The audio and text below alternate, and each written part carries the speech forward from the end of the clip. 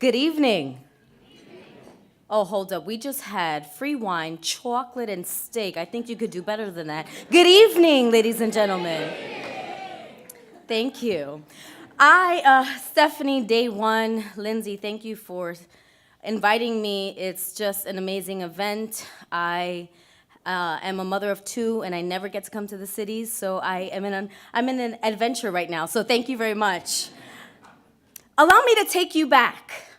Most of us are older than 27, so I'm going to take you back circa 1985. There was a famous cartoon called the Thundercats. Yes, that's when we actually stood around and watched TV. And if you were lucky, you had to go to the TV and turn it around. Yes. Thundercats was my thing. And there was a character there, and her name was Shitara. Everyone say Shitara. Now, I don't know if it's because I was Puerto Rican and I thought she was Puerto Rican because I said Shitara. That's how I identify it. Don't judge me. Pray for me. And when I would see Shitara, I was about 4'1", no, maybe shorter than that because I was a child. I haven't grown much. And so when I would see Shitara, there was something about her when she would just run around. She would just run, and she had that power of speed. But when I saw her, she was powerful. She was amazing. She was my role model. Other than my mother, who was a fierce Puerto Rican woman, she was my role model. She was able to hang around the boys, and they never abused her. They only empowered her. She hung around the boys, and she knew who she was. She knew that her mind and her body and her soul, everything, that's what I got from Shitara. Thundercats. Boom. I wanted to be Shitara. In my head, I was Shitara. As a matter of fact, I still operate as Shitara inside. I'm just saying. Fast forward. Wait.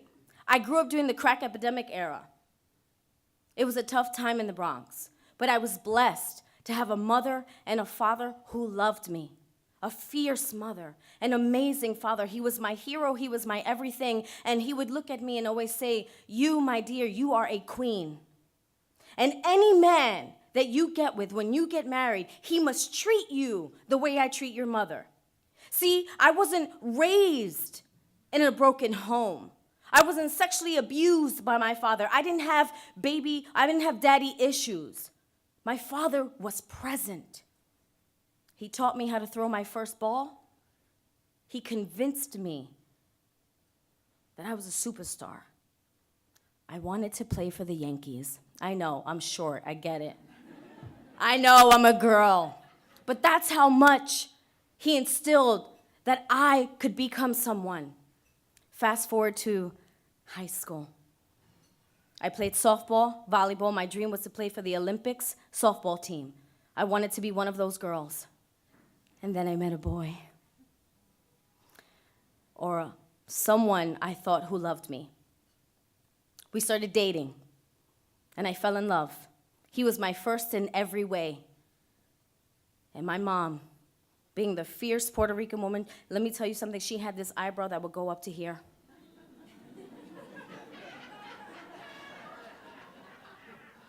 I'm sorry for those of you who can't see it back there, but I'm trying. And she would look at me and she would say, "Mamita, don't you ever let anyone take away your voice." And I'd be like, "Mommy, what are you talking about?" "Cállate," translation, be quiet. Domestic violence in the house. So as I began dating this young man, I fell in love. And then out of nowhere, one day, right in front of my parents' apartment, boom, was the first slap. And that slap led to a punch, to choking, to isolation, to the day he almost took my life. I was in high school. How many of us remember being 18? Do you remember what turning 18 meant for you? 18 signifies something powerful when you are youth. 18, you think you own the world, but your mother's still paying your bills. And at 18, all I could do was survive. At 18, I was supposed to be getting ready for college, thinking about all the possibilities that America has to offer, thinking about going to college, and yet all I could do was survive. You see, because that's what we do. We survive. We fought and fought. And I had a white shirt. And within a couple of hours, my shirt was red.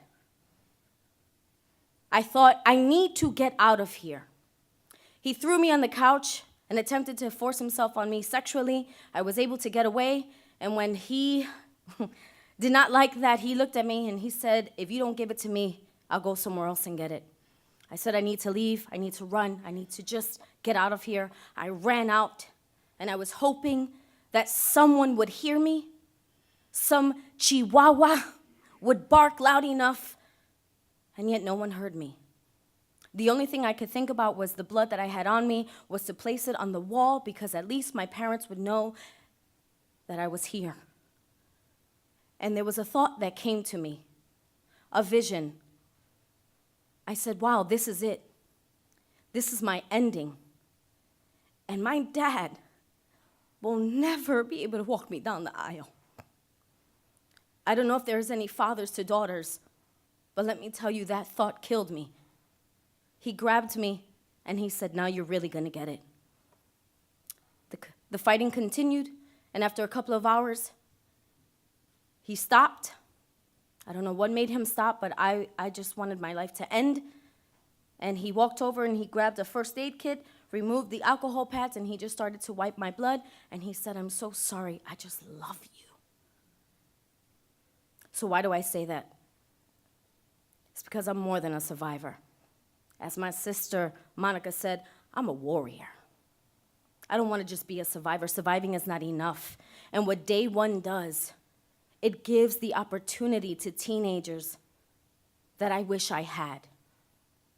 Not only the opportunity to move forward and empower yourself, but empower others. Today, all of you have the power to do that.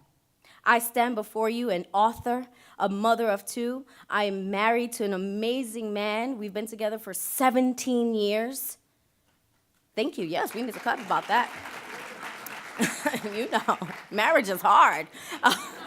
And we don't get paid for it, ladies.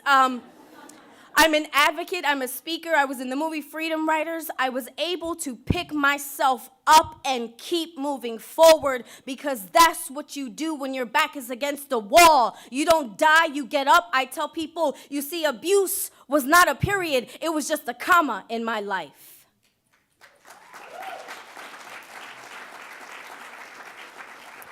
And with that being said, there are 3 amazing young people who will come up here and share their stories. Please listen.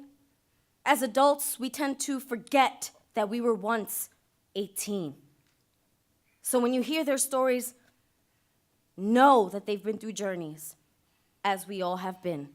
Thank you, Day One. Thank you for the work that you do. Please continue to support this organization. We need more and more and more advocates like yourselves. People who are donating, continue to donate. I'm a speaker, I could keep going on, but I'm gonna end it here. Shitara has left the building.